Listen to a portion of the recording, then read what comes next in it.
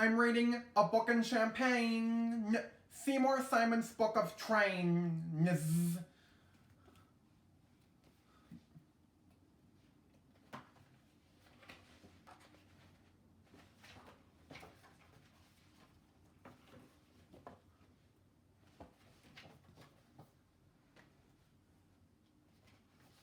Seymour Simon's book of trains.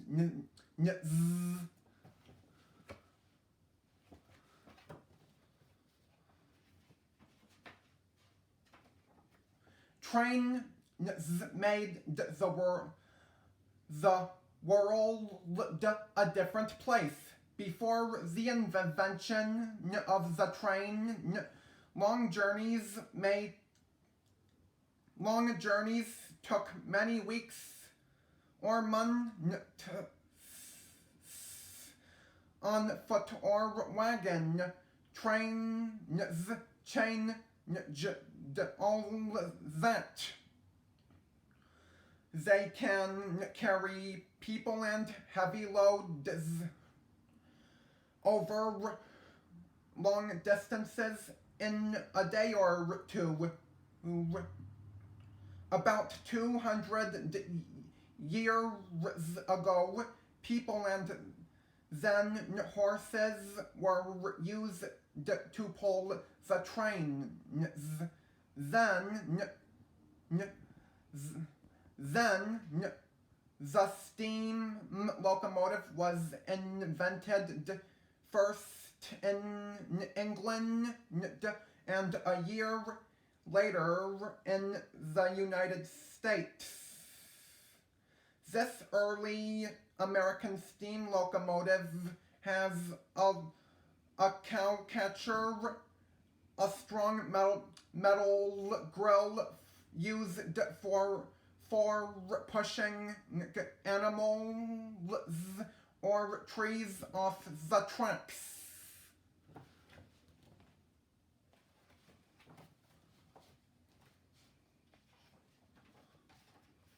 Steam locomotives. Steam locomotives have pulled freight and passenger trains all over the world. Trains are connected cars that run along tracks called railroads. The first railroad to link the United States from coast to coast was finished in 1869.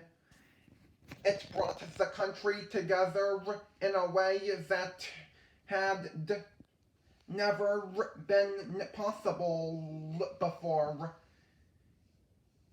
Here's how a steam locomotive works. Wood or coal is burned in a firebox. The heat from the fire changes water in a boiler into steam. The pressure of the steam moves pistons back and forth. As the pistons move, the wheels of the locomotive begin to turn.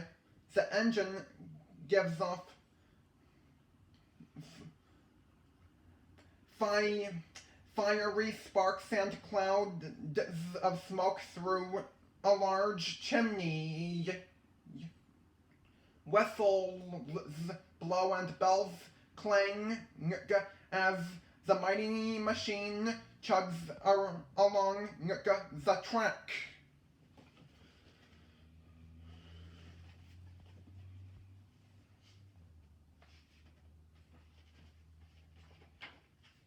Diesel locomotives.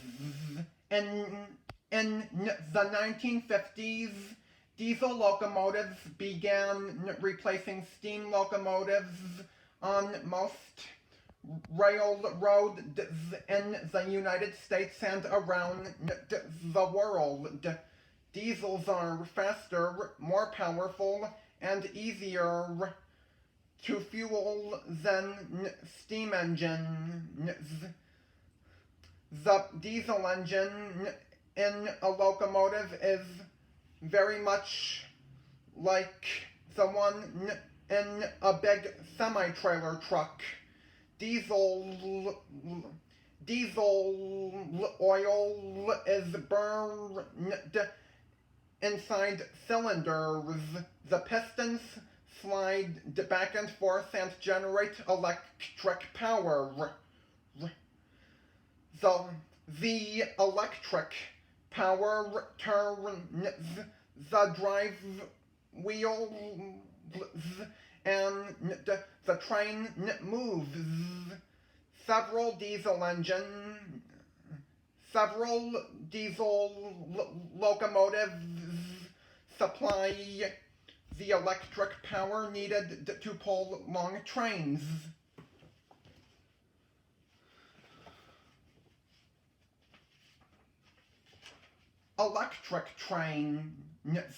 Electric trains don't make their own power the way steam and diesel engines do.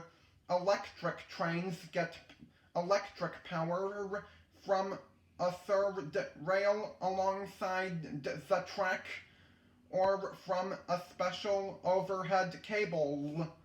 The power comes from an electric power plant that may be a long distance away. Electric trains are very quiet. They also don't make smoke or give off bad smelling exhaust gases. For this reason, underground trains or subways and commuter trains that run in and around cities and their suburbs are usually electric.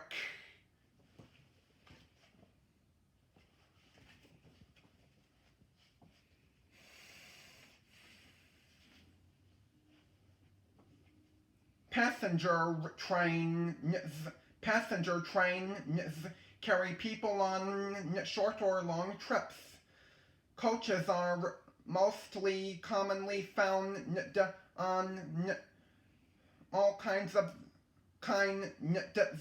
passenger trains.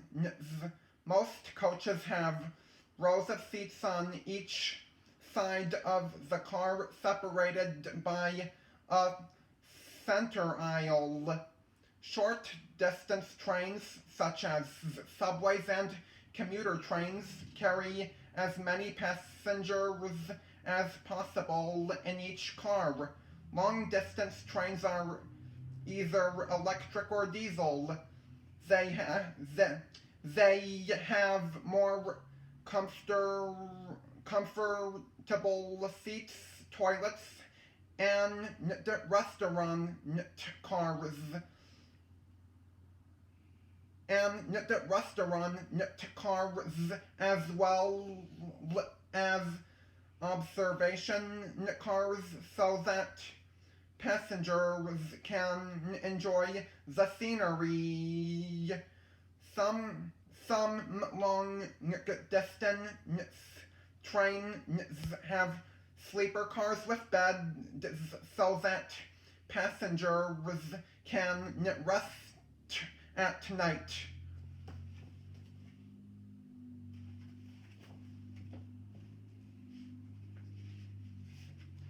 High-speed trains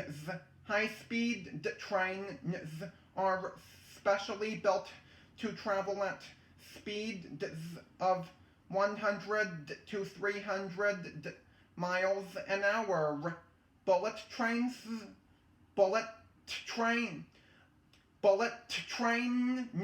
high-speed pointed nose electric trains were first put into service in Japan in 1964. New bullet trains can travel 160 miles an hour on special tracks. The TGV Francis high-speed train is even faster.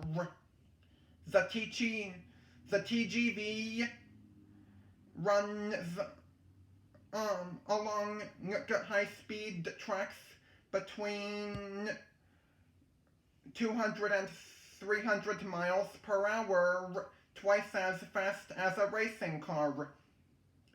The Eurostar is a high-speed train that carries passengers from England to France or Belgium through a tunnel under the English Channel. In the United States, high-speed electric trains can travel on regular tracks between Washington, New York, and Boston.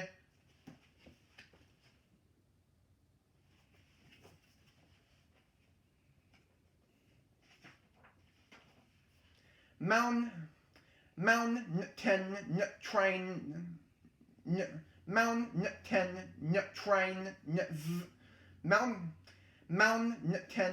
trains are sometimes called rack or cog railroad trains. They carry passengers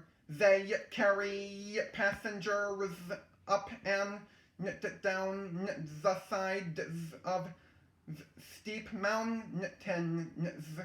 Rack railroads have special toothed tracks. Under its engine, the locomotive has a cogwheel with gears that fit into the teeth on the track. This allows the train to climb at very steep angles and prevent it from slipping backward down the mountain side. Mountain trains provide a safe way to view the scenery from the top of a mountain.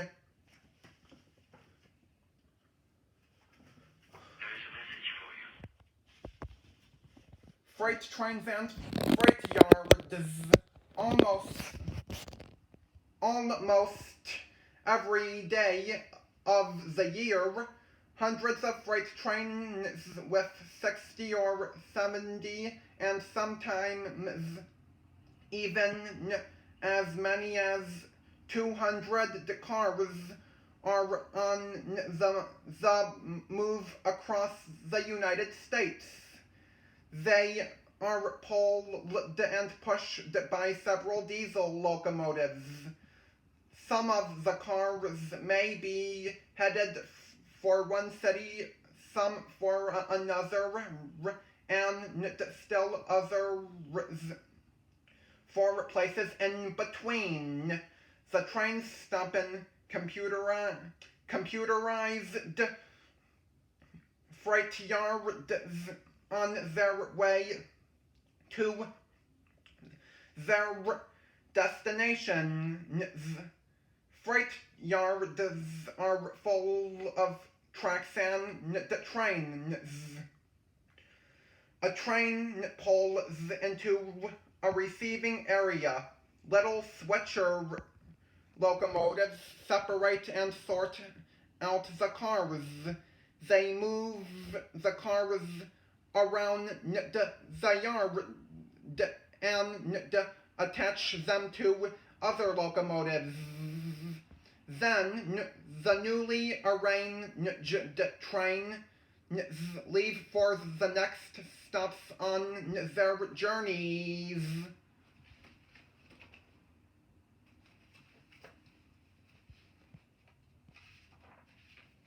Boxcars look like giant shoeboxes on wheels. They have at least one sliding door on each side of the car through which cargo is loaded and unloaded. Boxcars used to be made of wood, but now they are built of steel. Boxcars are the most common cars on freight trains. They carry all kinds of freight, from boxes of television and computers to boxes of canned food and clothing. Any items that need to be protected from rain, snow, or other bad weather.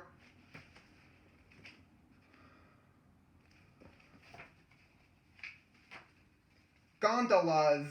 Gondolas look like boxcars, but they do not have sliding doors on their sides. Some gondolas have roofs. Others are not covered. Some gondolas have ends with hinges or sides that can be raised or lowered for loading and unloading cargo. Other gondolas can be tilted over on their sides by special machines so that the cargo slides out easily. Gondolas can carry heavy loads such as building materials like concrete blocks and bricks, pipes, and other plumbing supplies, machinery, and wood chips.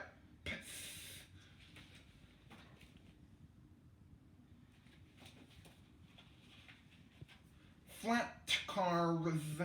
Flat cars are open metal or wooden platforms on train wheels. They carry big items. Such as heavy machinery, boats, and heavy logs. Strong chains hold the cargo securely onto the platform. Sometimes wooden or metal posts line the sides and ends of flat cars for extra support. Some flat cars are designed with sunken centers, cranes, and other tall construction machines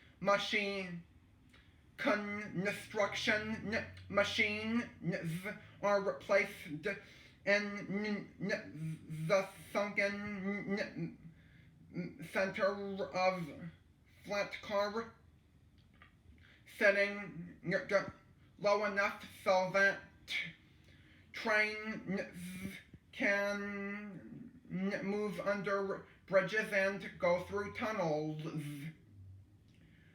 Piggyback. Flat cars carry fully loaded truck trailers across the country. When the trailers arrive at their destinations, they are attached to trucks that will deliver the cargo locally on roads. Some piggyback flat cars also carry the trucks and their drivers.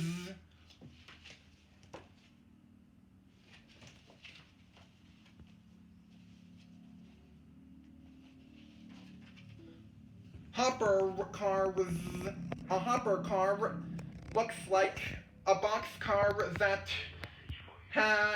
has a big opening in the roof.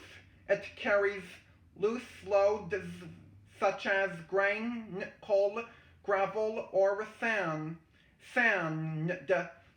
The loads are dumped or poured into the top of the car.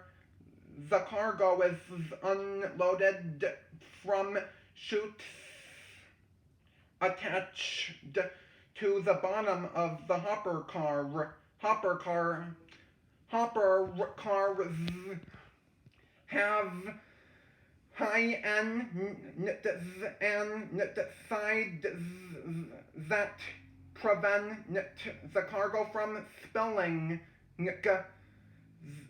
The ends slant in sharply toward the middle to help the cargo fall out of the bottom chute more easily. Hopper cars that carry grain are covered for protection against the weather. Hopper cars that carry coal or gravel are open-topped.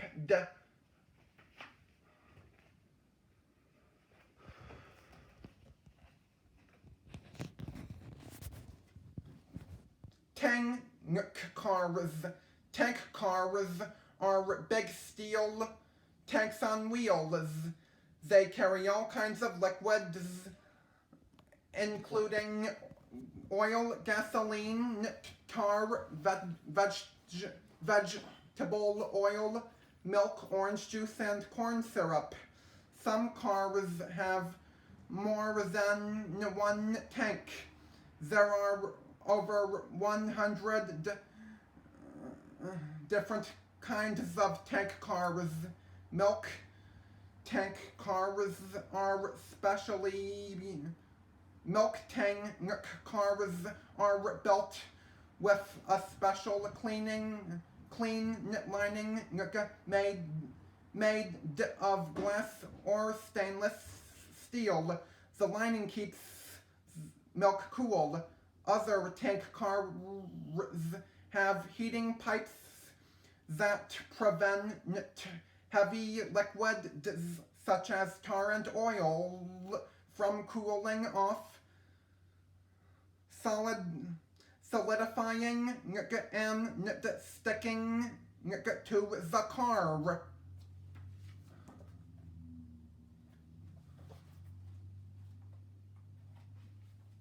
Auto-rack cars carry automobiles or trucks from the factories where they are made to places around the country where they will be sold. Auto-rack cars have 2 or 3 levels. A 3-level auto-rack can hold as many as 18 automobiles. The automobiles are driven up and down metal ramps as they are loaded and unloaded.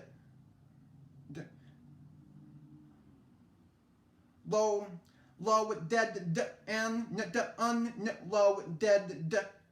They are tightly fastened in place so that they won't roll off while the train is moving.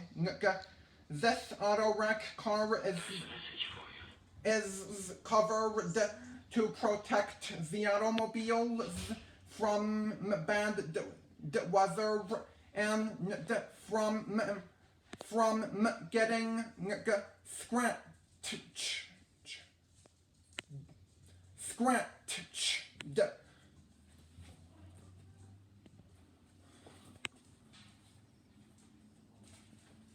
Caboose. There used to be a caboose car at the end of every freight train. It was like a little house on wheels. It had bunks where the conductor and the train crew would sleep, a stove for keeping warm and cooking food, and lockers for storing tools and supplies. A telephone linked the conductor in the caboose to the engineer at the front of the train in the locomotive. The conductor was responsible for checking the freight and making sure the cargo was delivered to the correct destination. Today, computers are responsible for scheduling and running trains. Cabooses, like steam locomotives, are a reminder of past railroading times.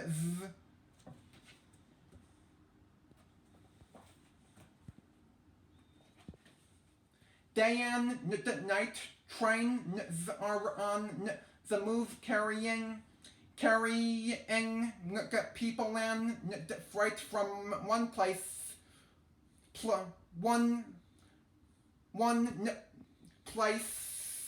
to another.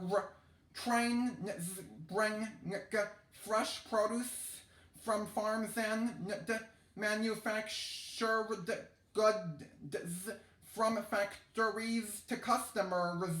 Trains carry passengers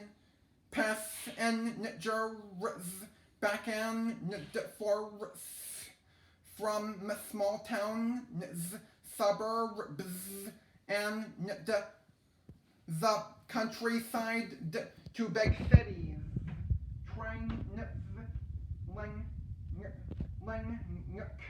countries from north to south and east to west. Before there were cars and planes, trains brought people together. Trains may look different now. They are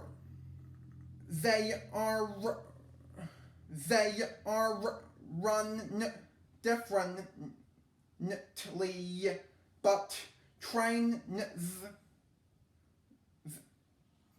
but trains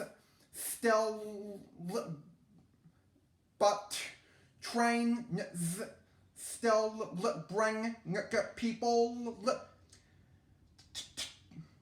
together.